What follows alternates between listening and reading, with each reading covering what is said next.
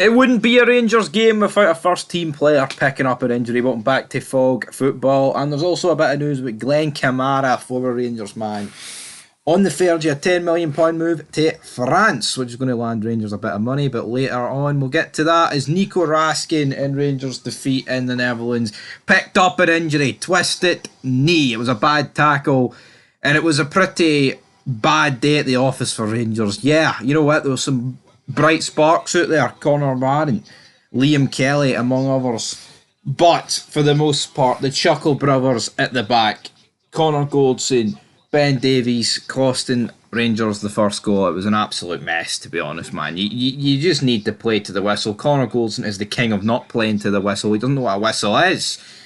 He just, man, a quick free kick and the guy's walking back towards his own goalkeeper. Butland has to wipe the guy out and bang, it's 1-0 before you know it, right?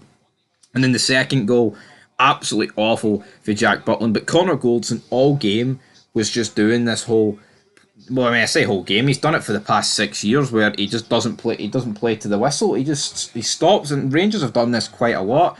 You think of most notably in Old Firms recently, where Celtic would take quick throw-ins and Rangers would be left in the mud, left in the dirt. But Nico Raskin was left in the dirt as Philip Clement post-match revealed that it was in fact a twisted knee that the Belgian had suffered. So, I mean, nowhere near ideal. I mean, Nico Raskin obviously was in and out the team. Last season was pretty poor. I thought his first 6 months at Rangers were good. Clement didn't fancy him. It's weird. You thought it would fit like a glove with them both being Belgium. But, as you can see, he's pictured wearing a protective boot, and it's due to a twisted knee. It was a challenge, obviously, from Branko van der Boomen, who scored the free kick. But, I mean, let's be real, it was Jack Butland that scored that free kick. There was 2 free kicks in the game scored, and you know Tom Lawrence's definitely was the better of the two. But you don't want to see any player wearing a protective boot. But come on, obviously saying twisted knee doesn't look good. But again, with Rangers, I mean, what is this? Is it just an actual... Is it the setup and training? Is it the medical staff, or is it just buying players that are made out of fucking Weetabix? It has to be one of the three, or could it be all three? But Nico Raskin has always got an injury in him, and you know what?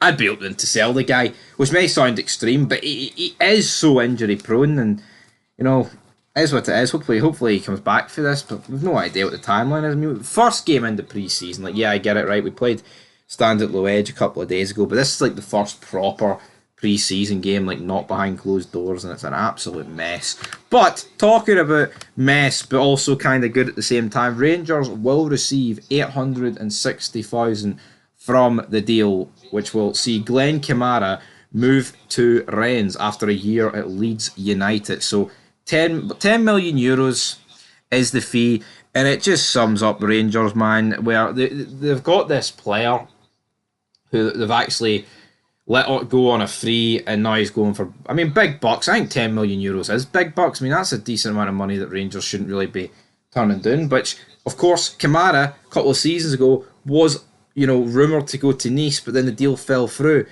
No idea why it fell through. Could it be to do with Ross Wilson? Potentially. But then they let him go on a free, and, you know, it's not the only thing. We've seen Hollander play football again, and he got back into the Swedish national setup. There's just there'll be so many more examples. Now, I get it, Kent Morelos didn't exactly, you know, work out for them, but Glen Kamara, man, we all knew there was a player there, but if Ross Wilson did let that deal go through, it's a mess, man. That is like, what, £8 million down the drain. At least we're getting, you know, 800,000 back for the deal. Not really too sure why Leeds are letting the guy go, but it's probably to do with the fact they didn't get promoted, and they need to, you know, cut costs in some form. Obviously losing the playoff final to Southampton. But here, any money right now is needed at Rangers, but Raskin's injured.